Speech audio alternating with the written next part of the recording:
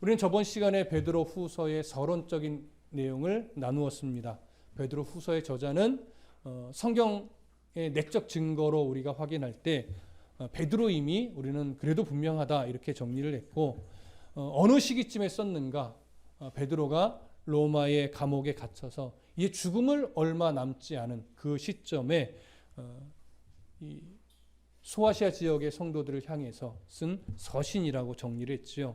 그리고 왜 썼는가를 바라볼 때 소아시아 지역의 고난의 문제도 있었지만 이제 어느 정도 시간이 지나고 나서 거짓 선생들, 그리고 그들이 전하는 거짓 가르침들, 그것으로 인해서 성도들이 자꾸 왜곡된 신앙으로 나아가는 것으로 인해서 거짓 가르침에 대한 하나님의 경고, 또 하나님의 말씀을 기초로 한 올바른 신앙, 이것을 가르쳐주기 위해서 그가 서신을 썼다라고 하는 내용들을 정리했습니다. 이제 오늘부터 본문으로 들어갑니다. 자, 1절과 2절을 함께 읽겠습니다. 시작. 예수 그리스도의 종이며 사도인 시몬 베드로는 우리 하나님과 구주 예수 그리스도의 의를 힘입어 동일하게 보배로운 믿음을 우리와 함께 받은 자들에게 편지하노니, 하나님과 우리 주 예수를 알므로 은혜와 평강이 너희에게 더욱 많을지어다. 아멘. 베드로는 이제 서신을 기록하면서 가장 먼저 무슨 표현을 하냐면 예수 그리스도의 종이며 사도인 시몬 베드로, 이렇게 자신을 소개합니다. 베드로 전서 때를 기억해 보시면 베드로는 자신을 무엇이라고만 설명했냐면 나는 그리스도의 사도다, 예수 그리스도의 사도다라고 하는 표현만 기록했었어요. 근데 지금 오늘 두 번째 서신에서는 어떤 표현이 하나 더 추가했냐면 예수 그리스도의 종이다라는 표현을 더 사용했습니다. 여기서 종이라고 번역된 헬란 말은 둘로스라고 하는 단어예요.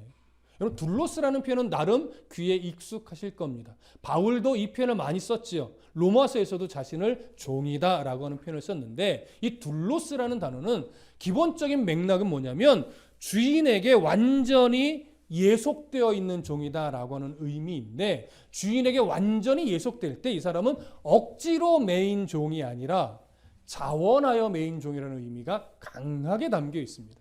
그래서 본래 유대의 이 사회 속에서는 같은 동족을 영원히 종으로 삼을 수가 없어요. 왜냐하면 모든 유대인들은 다 누구의 소유예요? 하나님의 소유예요. 그래서 사람이 소유할 수가 없습니다. 그렇기 때문에 오래 종으로 삼아봤자 6년이에요. 보편적으로 6년, 어떤 이유로 인해 빚을 졌다거나 어떤 상황 때문에 누군가의 종이 됐다면 6년을 일하고 7년째는 자유인으로 풀어줘야 돼요. 왜? 자기 소유를 삼을 수 없기 때문에. 그래서 자유인이 되는 것이 맞습니다. 그런데 어느 종이 계속해서 종으로 있겠어요? 그런 일이 거의 드물죠. 그런데 어떤 경우가 가끔 있냐면 내가 자유인이 될 수 있으나 지금의 주인이 너무 좋은 거예요. 이 주인의 종으로 있는 삶이 너무 행복한 거예요. 그래서 나는 자유인이 될 수 있으나 나는 영원히 계속해서 이 주인의 종으로 남겠습니다. 이렇게 이 고백을 누구에게 가서 하냐면 제사장에게 가서 하면 제사장은요, 그 의미로 그 사람의 귀를 뚫어요.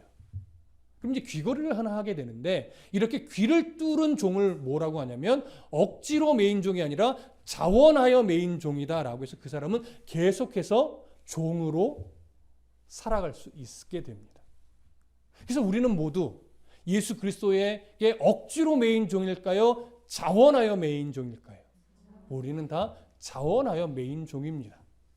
그런데 이 사실을 모르면 자꾸 억지로 매인 종처럼 신앙의 삶을 살아가게 되는 거죠. 우리는 그러지 않기 위해서도 하나님에 대해서, 또 하나님의 말씀에 대해서 바른 지식을 가져야 할 겁니다. 오늘 베드로가 바로 이제 그런 부분들을 강조해 가는데, 여러분, 우리가 요한복음을 지금 한 3년간 강의를 하고 이제 한 2주 정도면 마무리가 돼요. 보니까 딱 2번 정도 남았는데, 요한복음에서, 특히 요한복음 후반부에서 발견한 베드로의 모습은 예수 그리스도 앞에 자원하여 막 매인 종의 모습으로 낮아진 겸손한 그런 베드로였나요? 아니면 예수 그리스도의 마음을 아는 것보다 자신의 열심과 자신의 헌신을 더 앞세우는 자였나요? 후자였죠. 예수님을 사랑하는 만큼 그의 성향대로 그냥 더 열심을 내고 더 헌신하는 것만 더 앞세우다 보니까 뭘 놓쳐요? 예수 그리스도의 마음. 예수님이 지금 뭘 하셔야 되는지 이런 것들을 많이 놓쳤었던 모습을 발견했어요. 근데 그 이후로 수년이 이제 꽤 오랜 시간이 지났죠. 아마 그건 수십 년 지나갔을 거예요. 이렇게 지나간 시점쯤 되니까 이제 베드로는 아주 하나님 앞에서 겸손한 종이며 사도로서의 삶을 살아가고 있는 자가 되었죠.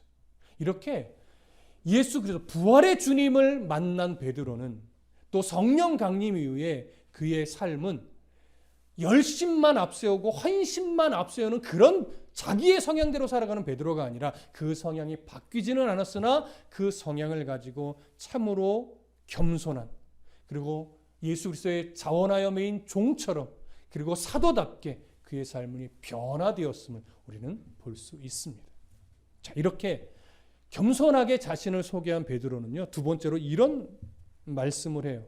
우리 하나님과 구주 예수 그리스도의 의를 힘입어 동일하게 보배로운 믿음을 우리와 함께 받은 자들에게 편지하노라. 이렇게 이야기를 하죠. 그러니까 이건 이 편지를 받는 대상에 대해서 지금 말하자면 설명을 하는 건데 이 대상에 대해서 뭘 강조하냐면 나와 같은 사도들이나 당신들 같은 지방에 있는 성도들이나 동일하게 누구의 의를 힘입었다고 얘기해요? 그리스도의 의를 힘입었다고 얘기해요. 그래서 구원의 백성된 이 구원의 신분을 노력으로 얻었다고 합니까? 선물로 받았다고 얘기합니까? 이거 선물로 받았다는 얘기예요. 근데 뭘 강조하냐면 예수 그리스도의 의인데 그 앞에 보면 이렇게 말하죠. 우리 하나님과 구주 예수 그리스도의 의라고 이렇게 이야기를 하죠. 그 의를 힘입었다고 얘기해요. 근데 우리 하나님과 구주 예수 그리스도의 의다라고 하면 두 가지처럼 보여요. 하나님의 의와 구주 예수 그리스도의 의를 힘입었다. 이렇게 얘기하는데 이렇게 여겨지는데 사실 여기서 말하는 의는 어떤 의예요? 십자가에서 생명을 내어주신 의예요. 그리고 부활하신 의란 말이에요. 그래서 이 헬라어 문법으로 보면요, 두 가지 번역이 가능한데 첫 번째 번역은 지금 한글 번역처럼 우리 하나님과 그리고 구주 예수 그리스도의 의 이렇게 번역이 가능하고 또 하나는 뭐냐면 우리의 하나님이며 구주이신 예수 그리스도의 의라고도 번역이 가능해요. 근데 여기서의 강조점은 뭐의 강조점이 있다고요? 의의 강조점이 있어요. 근데 이 의는 그냥 의롭다라고 할 때 의가 아니라 우리의 죄를 대신해서 십자가에 죽어주신 의, 그리고 죄와 사망 권세를 이기고 부활하신 의란 말이죠. 이런 어떤 의미를 적용해 볼 때는 후자의 번역이 더 옳은 것 같습니다. 그래서 우리의 하나님이시며 우리의 구주이신 예수 그리스도의 의를 사도나 거기 성도들이나 다 어떻게 했다고요? 힘입었다고요. 그러니까 선물로 받았다는 얘기예요. 동일하게. 그러니까 지금 베드로의 말은 그러니 우리들의 어떤 믿음이 더 우월하다는 거예요? 아니요, 동일하다고 하는 거예요. 그래서 이런 차원에서 보면 우월한 믿음이란 있는 거예요, 없는 거예요? 이런 차원에서 우월한 믿음은 없는 거예요. 목사나 성도나 다 누구의 은혜로 말미암아 믿음을 갖게 된 거예요? 하나님의 은혜로. 그러니까 예수 그리스도의 의를 선물로 받아서 모두가 다 구원의 백성이 된 것이지 목사는 막 성경을 많이 연구해서 의로운 백성이 된 것은 아니다라고 하는 거예요. 기도를 많이 해가지고 의로운 백성이 된 것이 아니에요. 교회에서 열심히 헌신했더니 의로운 백성이 된 것이 아니에요. 믿음을 가지게 된 게 아니에요. 모두가 다 예수 그리스도의 그 의를 힘입어서 구원의 백성이 된 동일한 믿음의 백성이라는 것. 이것이 지금 강조되고 있는 겁니다. 자, 무슨 말씀인지 이해되시죠? 자, 이렇게 자신이 예수 그리스도의 종이며 사도임을 밝혔고 그와 함께 이 편지를 받는 대상인 그 소아시아 지역의 성도들도 그 사도들과 동일한 예수 그리스도의 보혈을 힘입어서 구원의 백성이 된 그 동일한 성도임을 밝히고 나서 2절에서 이제 또 중요한 말씀을 하나 하는데 2절 한 번만 더 읽어보겠습니다. 시작. 하나님과 우리 주 예수를 알므로 은혜와 평강이 너희에게 더욱 많을지어다. 여기 2절은 하나님과 우리 주 예수라고 말을 하죠.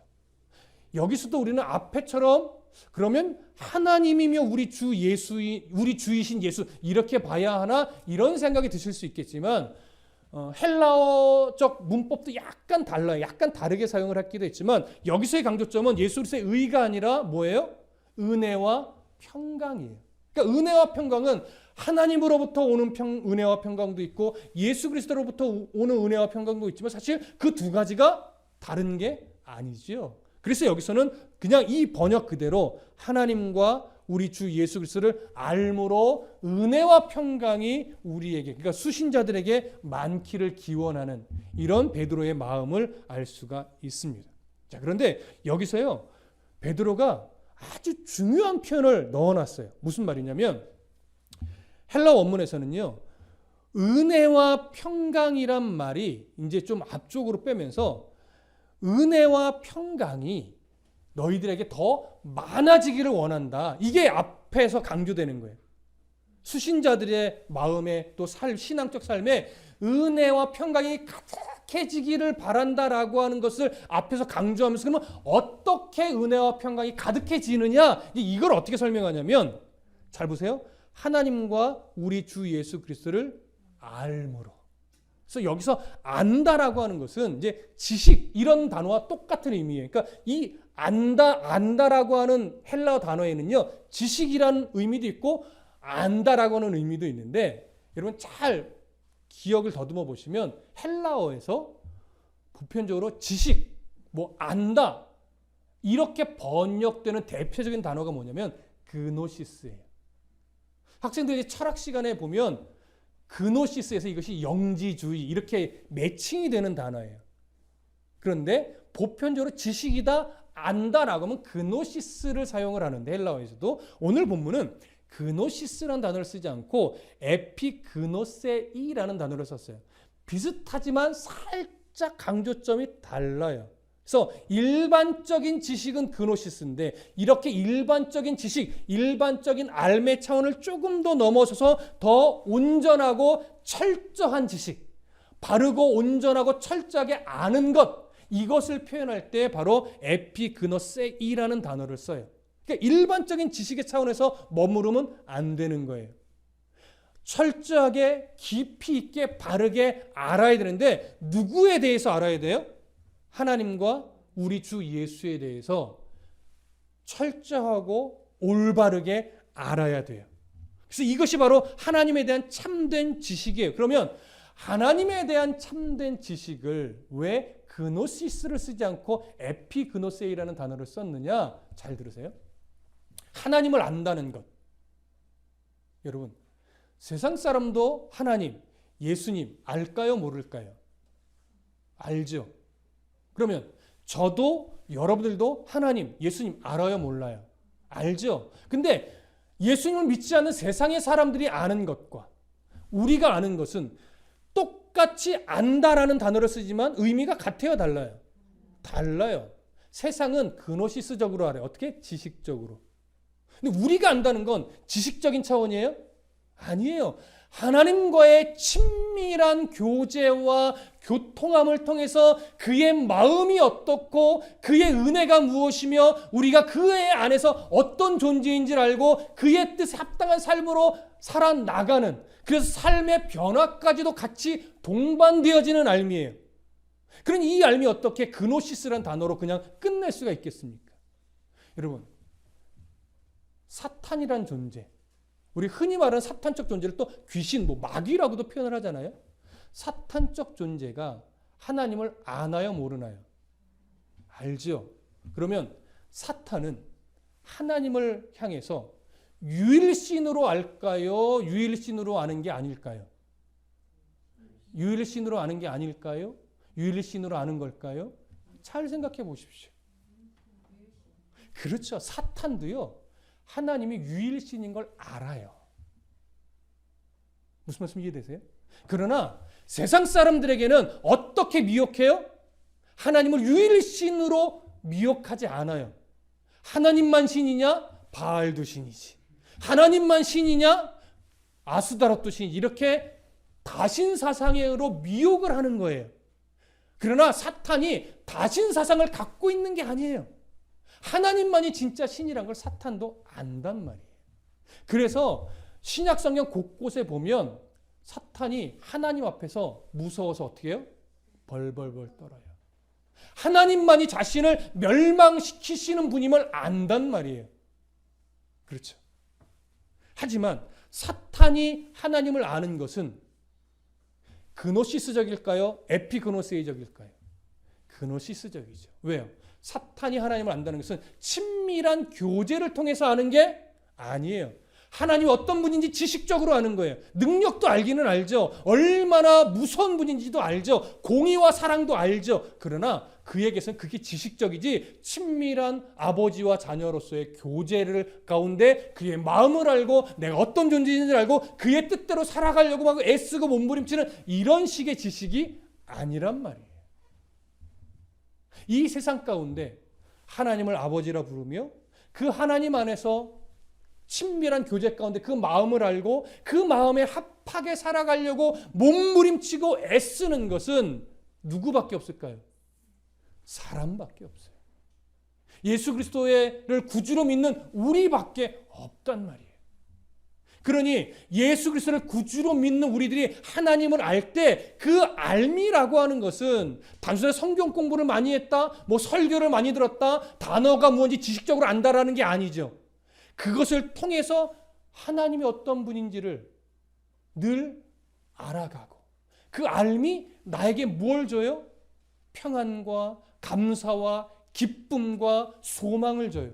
그래서 그 소망 때문에 이 힘들고 빡빡한 현실이지만 그 무게를 짊어지고 막 힘겨워하는 것이 아니라 동일하게 무거운데 기쁨으로 살아가요. 동일하게 무겁고 힘든데 감사로 살아가요. 이런 힘이 생기는 거예요. 이게 바로 변화된 삶이고 그런 삶을 통해서 우리가 누구를 드러낼 수 있어요?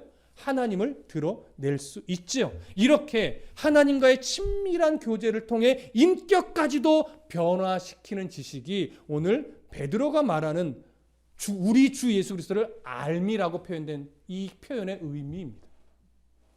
그러니 보십시오. 이런 온전한 암, 이런 나의 삶을 변화시키는 암, 이것을 누가 놓치고 있어요?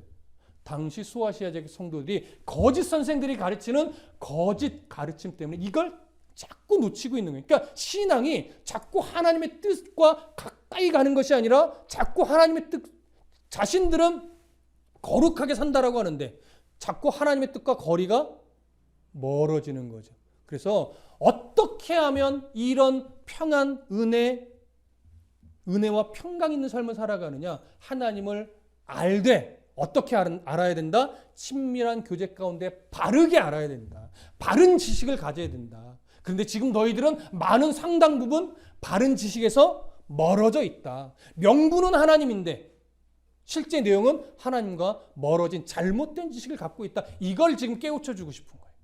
그래서 그 이 시작하는 첫머리에 우리 주 예수를 알므로라고 하면서 이것을 그노시스라는 단어를 쓰지 않고 에피그노세이라는 단어를 사용한 이유가 바로 여기에 있는 겁니다.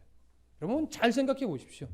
오늘날도 목회자를 비롯해 성도들도 마찬가지고 직분자도 마찬가지고 하나님을 안다 하지만 예수 그리스도를 안다 하지만 여전히 지식적으로만 알고 친밀한 교제가 없는 분들도 꽤 있어요.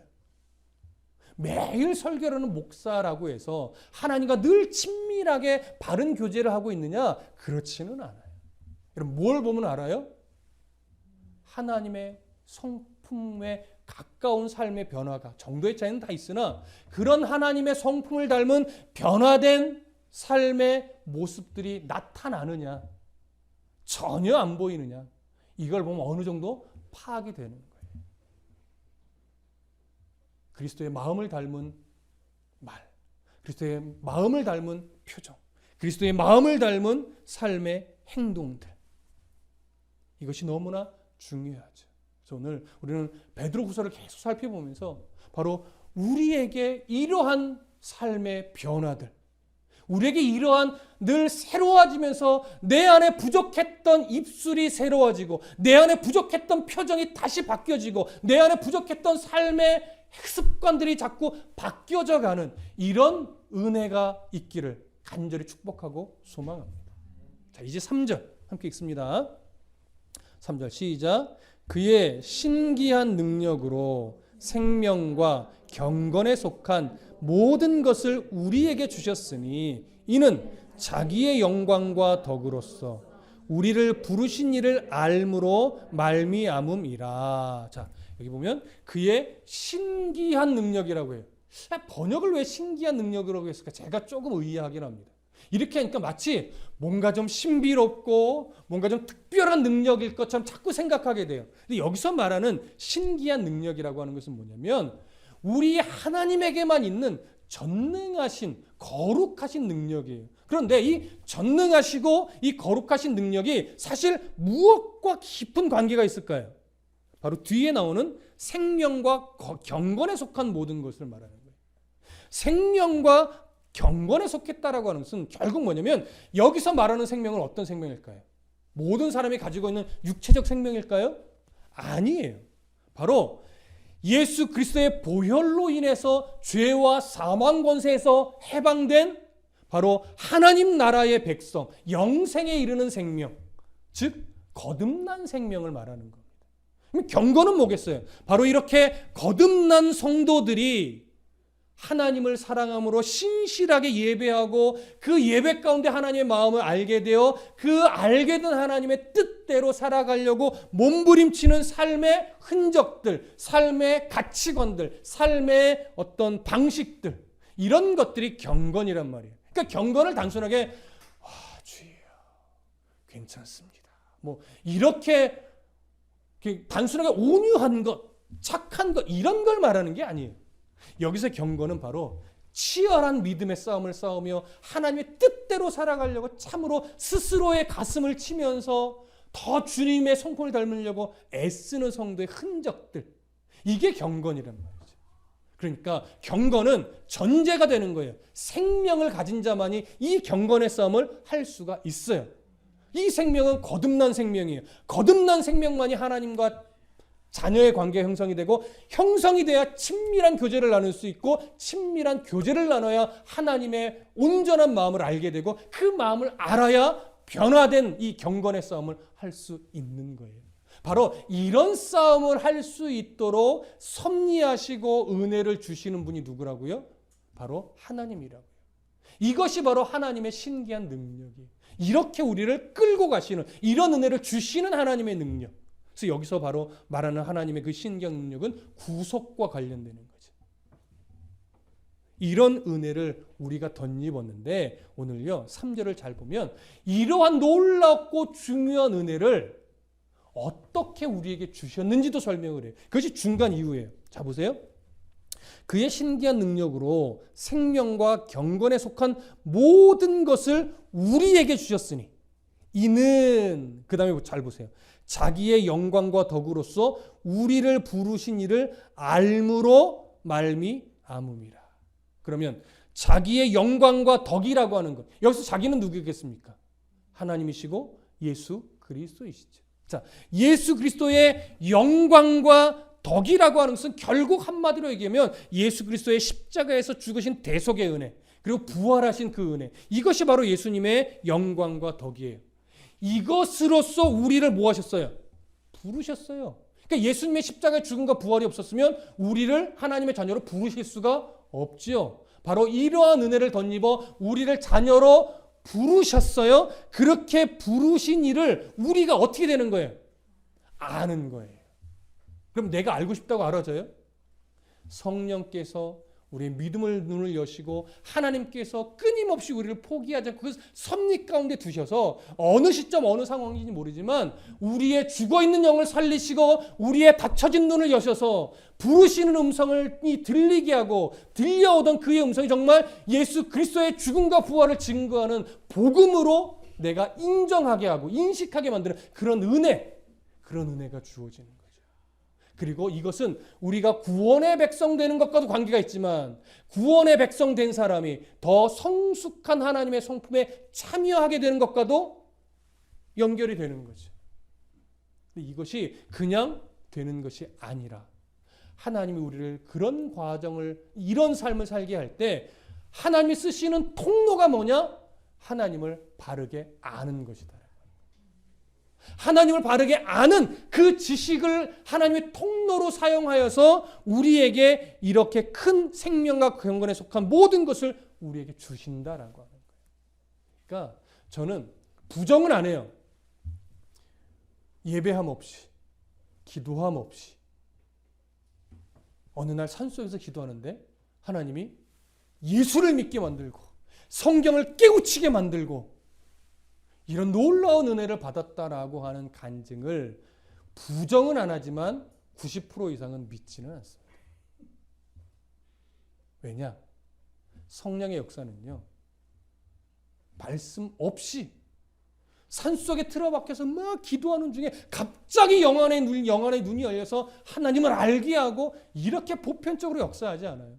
하나님 보편적인 역사는 뭐냐면 성경 읽기 싫은데 막 억지로 읽어요. 근데 읽다 보니까 이 말씀이 살아있는 말씀이 자꾸 인정이 되고 이 말씀의 은혜가, 이 말씀이 정말 나를 살리는 말씀이구나. 이 말씀이 정말 나를 위한 말씀이 이게 자꾸 동의가 되게 하면서 점차 말도 안 되는 이 내용이 내 안에서 나를 위한 내용이라고 고백이 되어지고 인정이 되어지는 거예요.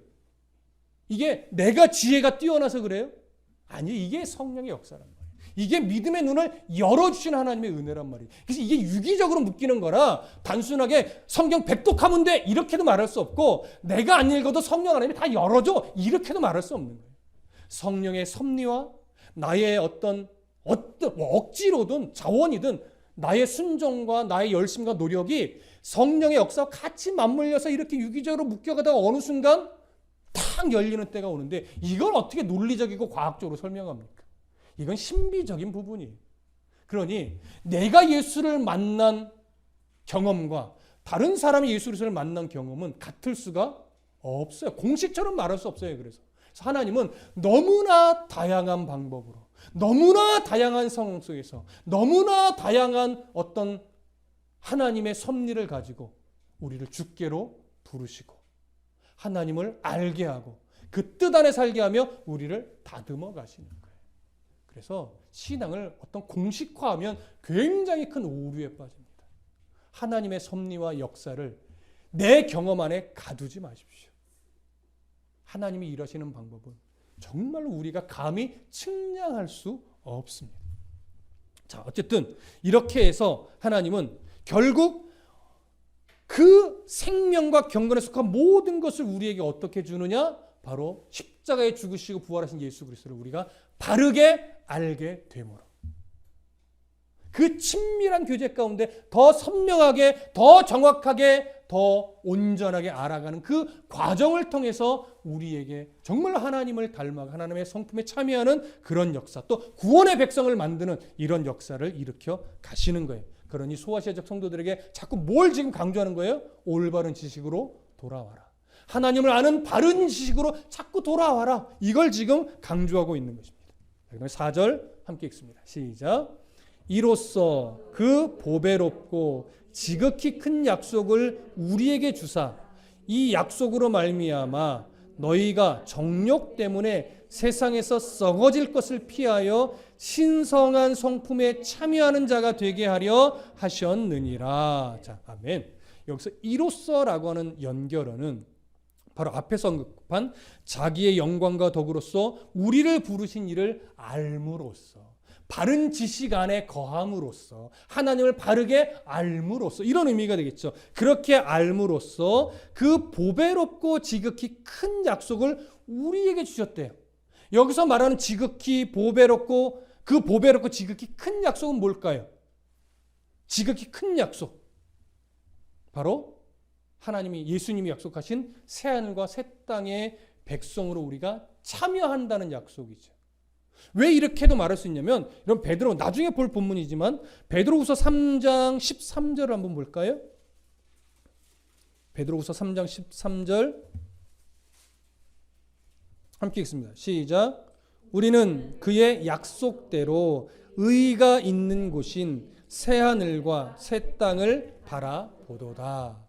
자, 새하늘과 새 땅이 바로 우리에게 주어진 약속이고 믿음의 백성들 하나님을 바르게 아는 자, 바르게 예수 그리스도를 만난 자들은 소망을 어디에 둔다는 얘기예요? 바로 이 약속, 새 하늘과 새 땅, 거기에 모든 인생의 소망을 딱 둔다는 얘기예요. 하나님의 나라의 소망을 둔 자는 이 땅의 모든 가치와 모든 초점을 두고 살아갈까요? 아니란 얘기예요. 그것을 이 땅의 소망을 두는 것을 오늘 4절은 이렇게 표현해요. 너희가 정욕 때문에 세상에 썩어질 것을 피하여야 한다는데, 이 정욕 때문에 세상에 썩어질 것에 마음 두는 것, 이것이 바로 하나님 나라의 소망을 내 인생의 초점으로 두지 않고 어떻게 하면 이 세상에서 잘 살까, 어떻게 하면 이 세상에서 성공할까, 이런 쪽에 초점을 맞추는 것을 말해요. 그런데 이건 우리에게 적용하면 그렇게 되는 거지만, 그것과 함께 이 당시로 들어가 보면 여기서 말하는 정욕 때문에 세상에 썩어질 것에 마음을 두었다는 얘기는 뭐냐면, 거짓 선생들의 거짓 가르침 때문에 마음을 빼앗겨서 하나님의 가치와 대립되는 것, 이런 행동을 부끄러워함 없이 서슴지 않고 그런 행동을 한다는 얘기예요. 그러니까 이때 이 사람들이 잘못 가르친 두드러진 게 뭡니까? 몇 가지가 되는데, 첫 번째 그거죠. 영지주의자들의 내용처럼 영은 선하고 육은 악하니까 빨리 이 거룩한 영을 해방시켜야 돼. 그러니까 육신을 자꾸 어디다 내던지라고 해요? 정욕에 내던지라고 해요. 이건 주로 성과도 관련이 있습니다. 성적 문란과도 관련이 있어요. 그러니까 이건 여자들보다도 주로 남자들에게 많이 해당이 됐고, 남자들이 좋아했어요. 거룩한 명분까지 탁 포장을 해주니까 그래, 이것이 좋은 거지 라고 하면서 육신을 그 성적 문란에 부끄러움 없이 계속 던져버렸어요. 그러면서도 나는 무슨 백성이다라고 생각해요? 나는 거룩한 백성이다, 이렇게 생각해요. 이게 왜곡되고 변질된 거죠. 그리고 또 어떤 주장도 해요? 예수님이 오신다라고 하는 것은 사실 속임수다. 예수님이 오시지 않는다. 그러니까 우리가 하나님을 믿는 이유는 이 땅에서 잘 사는 거다. 기도해라, 주신다. 기도해라, 해결된다. 기도해라, 성공한다. 기도해라, 모든 문제가 다 없어지고 병이 낫는다.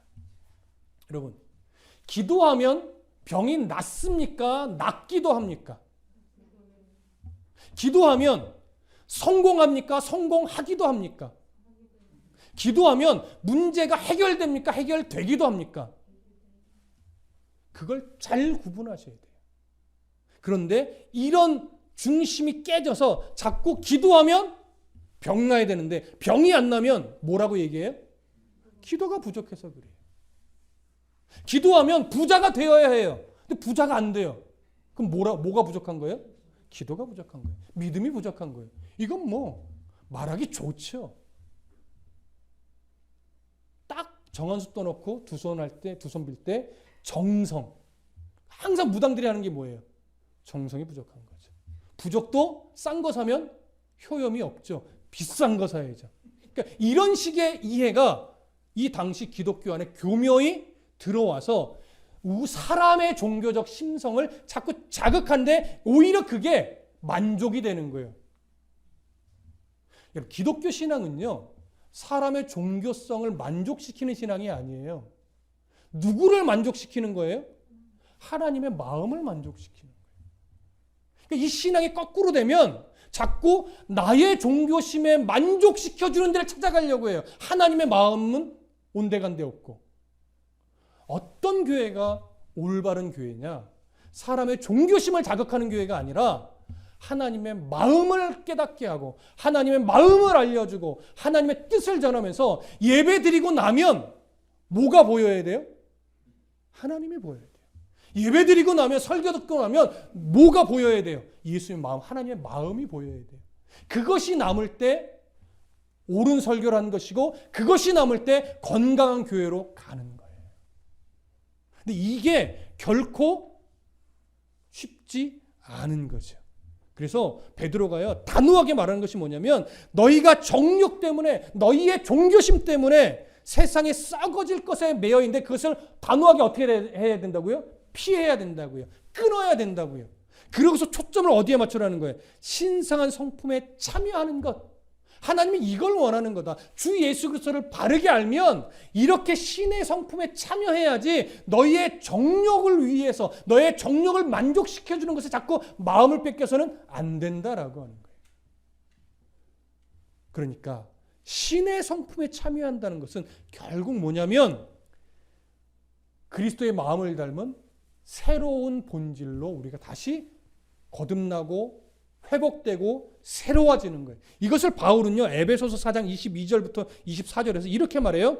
익히 아는 구절이니까 그냥 귀로만 들으셔도 돼요. 너희는 유혹의 욕심을 따라 썩어져가는 구습을 따르는 옛사람을 벗어버리고 오직 너희의 심령이 새롭게 되어 하나님을 따라 의와 진리의 거룩하심으로 지으심을 받은 새 사람을 입으라.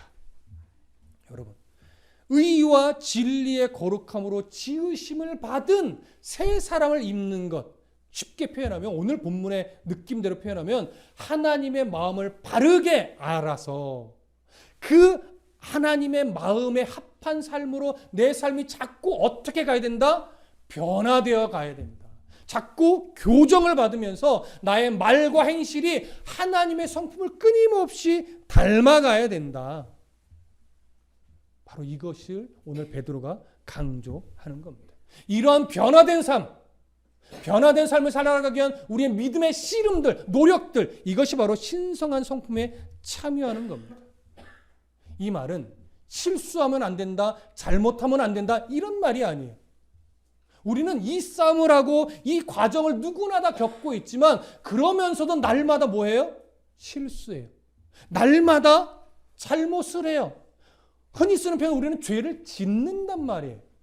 그러나 신의 성품에 참여하는 자, 하나님이 누구신지 그 마음을 바르게 아는 씨름을 하고 있는 자들은요, 내가 실수했을 때, 잘못했을 때 그것을 말씀을 통해 깨닫게 되고 그것을 깨닫게 되면 하나님 앞에서 애통한 심령을 가져요.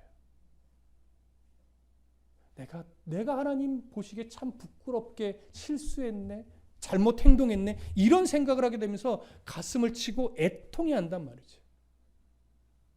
여러분, 저도 마찬가지, 여러분도 마찬가지. 저도 종종 설교를 하고 나면 설교할 때 원고에 있는 내용만 하지 않잖아요. 하다 보면 성령의 은혜로 좀 담대하게 어떤 말을 전할 때가 있어요. 근데 보편적으로 그러지 않는데 종종 가끔 내가 이 말 하지 말걸, 이럴 때가 있어요. 물론 성도들과 대화할 때도 나름대로 기준을 갖고 말한다고 하지만 종종 말이 실수처럼 나갈 때가 있어요. 그리고 이 말은 잘못 오해하면 좀 섭섭해질 수 있겠구나 말하고 나서, 그러면 그게 느껴지면요, 한 주 동안 마음이 엄청 불편해요. 그러니까 불편하면 주여, 내 목사인데 내가 한 교회에 또 리더를 하는 세움받은 사람이 이렇게 말의 실수가 있어, 이거 어떻게 하죠? 그래서 그분의 또 성도들의 하나님 마음을 위로하시고, 제가 실수로 한 말이라면, 또 잘못 전한 말이면 제발 좀 기억에서 지워주시고, 하나님 제 입술에 좀 파수꾼을 자꾸 좀 세워주십시오. 이게 실수를 저도 한단 말이에요. 근데 여러분들도 또 하겠죠. 그러면서 이제 스스로를 위로하는 건 나중에 좀 불편해지는 마음을 며칠 갖고 가고 나서 마음에 스스로 위로하는 건, 그래도 그런 말 실수 때문에 내가 마음이 이렇게 불편한 것을 보니 그래도 하나님 제 영이 아직 죽지는 않았나 봅니다. 이렇게 이제 위로하면서 또 시간이 그런 마음을 이렇게 좀 위로해 주기도 하죠. 또 말씀이 위로를 해 주기도 하고, 여러분 이렇게 살아가는 거잖아요. 누구나 다. 그래서 늘 기도할 것은, 하나님 우리가 그러지 않으려고 하지만 자꾸 나도 모르게 말의 실수를 하고 행동의 실수를 하는데, 하나님 그러지 않도록 늘 도와주시고, 그런 실수를 했을 때 하나님 빨리빨리 회개할 수 있는 심령을 주시고, 또 우리가 관계에 있어서 이런 실수로 서로의 마음을 아프지 않게 도와주셔서 정말로 건강한 공동체, 서로 위로해 줄 수 있는 공동체, 또 실수했을 때 이해하고 넉넉하게 받아줄 수 있는 그런 공동체가 됨으로 말미암아 하나님이 기뻐하시는 공동체, 또 우리 하나님이 기뻐하시는 목회자, 또 우리 하나님이 기뻐하시는 성도 모두 될 수 있도록 하나님 도와주시옵소서. 이렇게 기도해야겠죠. 그런데 그 모든 출발점이 무엇을 기초로 해야 돼요? 우리를 구원하신 주 예수 그리스도 하나님, 그의 말씀, 이것을 바르게 아는 씨름에서부터 출발이 되어야 해요. 저의 역할도 중요하고 또한 저와 함께 믿음의 여정을 함께 걸어가고 있는 여러분들도 그래서 중요한 겁니다. 우리 모두 이러한 공동체를 세우기 위해서는 끊임없이 하나님의 말씀을 바르게 전하고 바르게 배우며 전한 말씀이든 들은 말씀이든 그 말씀 붙잡고 살아가는 씨름을 애써 주실 때 우리는 모두 이런 성도, 이런 목회자, 이런 교회 공동체를 이루어갈 수 있을 것입니다. 이런 은혜가 있기를 소망합니다. 기도하겠습니다.